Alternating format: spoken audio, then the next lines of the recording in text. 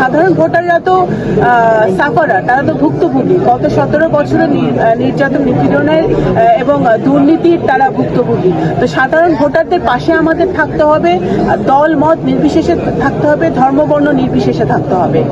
এবং সাধারণ ভোটাররা কখনোই কিন্তু কোনো অপরাধ করে নাই। তারা একটা ভালো সরকার সবসময় চেয়েছিল, যে তাদের বিপদে আপদে থাকবে, তাদের সুবিধা অসুবিধা দেখবে।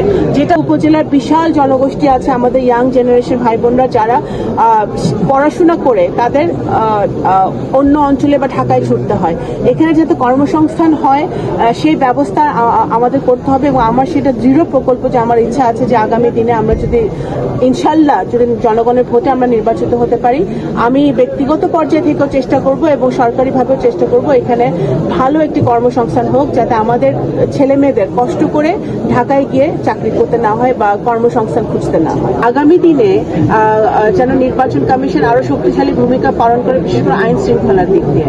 কারণ আমরা জানি যে গত বছর 5ই অগস্টে ফ্যাসিবাদের পতনের পরে আমাদের অনেক বেআইনি বা ইলিগাল আর্মস আমরা চুরি হয়েছে, যেগুলো এখনো রিকভার হয় নাই। তো সেই দিক থেকে আমরা মনে করি যে আইন শৃঙ্খলার বিষয়টা নির্বাচন কমিশনকে আরো বিশেষভাবে দেখতে হবে। কোনো ইলিগাল অস্ত্র যেন মানুষের হাতে না থাকে, কোনো দুর্বৃত্ত